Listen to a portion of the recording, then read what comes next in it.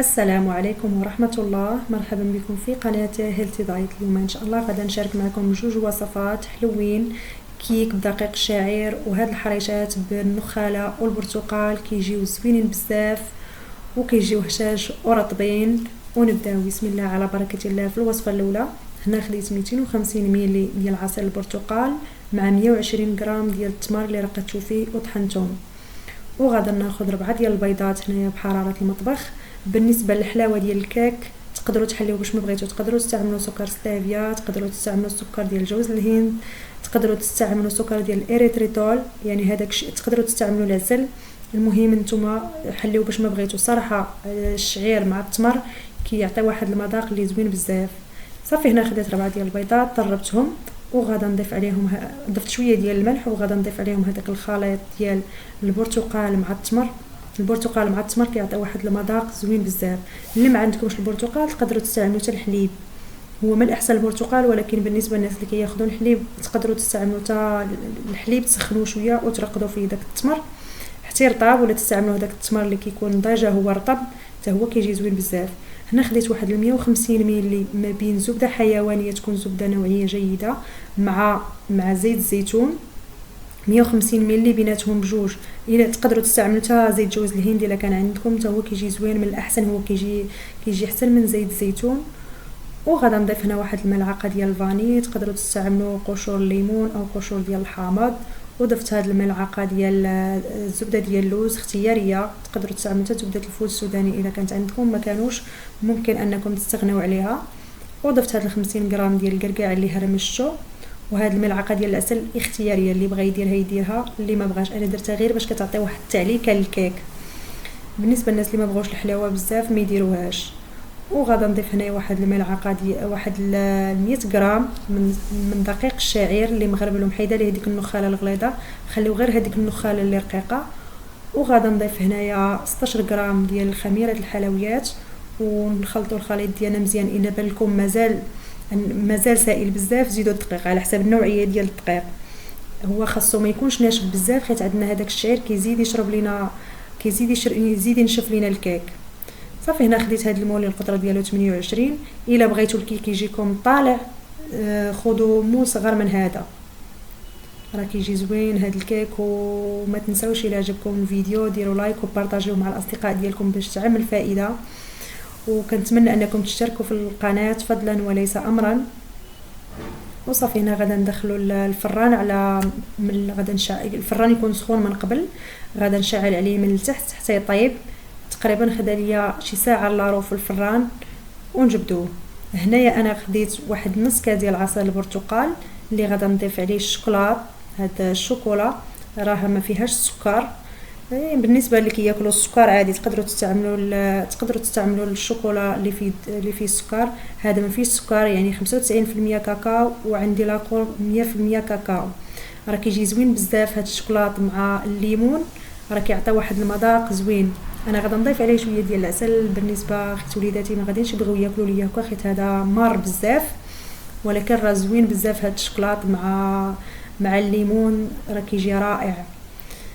وصافي هنا غادا نخلط داك الشوكولاط باش ما يتحرقش ليا. وما فيها باس مره اننا ناخذ الشوكولا، كيف ما قلت لكم راه كيطلع هرمون السعاده، فاش تحسوا براسكم مكتئبين وما عندكمش الكانه ديروا شي حاجه، نوضوا صايبوا هذا الكيك وديروا فيه هذا الشوكولا. صافي هنا غادا نخلط هذاك الشوكولاط مزيان حتى يذوب ليا. وغادا نضيف هنا واحد الملعقه كبيره ديال العسل، كيف ما قلت لكم على حساب الوليدات حيت ما غاديش يبغيو ياكلوا ليا هذا الشوكولاط، راه كيجي مار بزاف. انا كيعجبني انني ناكلو غير بحال هكا. وصافي غير خليو شويه سائل حيت مع العسل كيزيد ينشف. صافي هنا جبت الكيك ديالي من الفران، شوفوا على لوين شحال زوين، كيجي رائع وهشيش. والبنه يا سلام، ما فيها باس مره اننا نديرو شي كيك صحي، اننا نبدلو شويه. بالنسبه للناس اللي دايره الريجيم ما فيها باس انكم تاخذوا طريف من هذا، ما كاين حتى شي مشكل. صافي هنا غادا نضيف هذاك السائل ديال الشوكولاط على الوجه ديال الكيك. كيف ما انكم تقدروا تخليوه ما ديروش اللي ما كيعجبهمش الشوكولاط ما يديروش، يعني ضيفوا مثلا شويه ديال العسل مع شويه ديال جوز الهند او مكسرات. المهم تزيين اختياري، داكشي كيبقى اختيار لكم. وغادا نضيف عليه هنا شويه ديال الكركاع اللي هرمشتو. كيف ما تقدروا تضيفوا اللوز، تقدروا تخليوه غير بحال هكا. وكنتمنى انكم تجربوه وتخليوا لي رايكم في التعاليق. وصافي انا غادا نحل معكم نشوفوا كيفاش كتجي. راها كتجي زوينه بزاف. انا ما كانش عندي الوقت انني باش نخليها حتى تبرد، هي من الاحسن نخليوها حتى تبرد عاد باش قطعوها. انا غنقطع لكم باش نشوفوها كي جات من الداخل. الصراحه جات زوينه بزاف وجات فيها واحد الرطبه او واحد الرطوبيه واحد البنه، يا سلام، حتى وليداتي كلاو فيها. هنا راه كانت مازال سخونه، يعني مازال البخار ديالها طالع. شوفوا كيفاش كتجي رطبه وخاويه من الداخل، مع هذيك الزبده كتعطيها واحد الرطوبيه زوينه بزاف.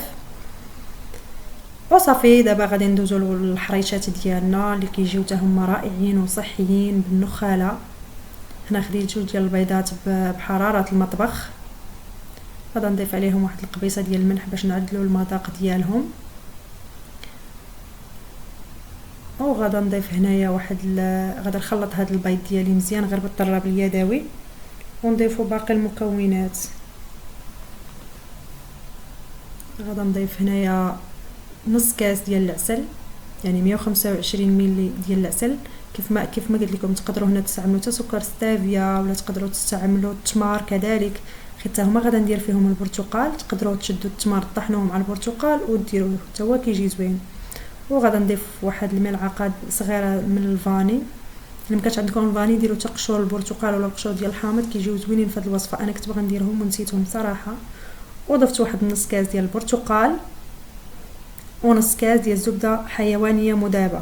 الزبده تقدروا تعوضوها بزيت جوز الهند الا كان عندكم ديروه. صافي غادا نخلط هذوك المكونات اللي عندي حتى يتجانسوا.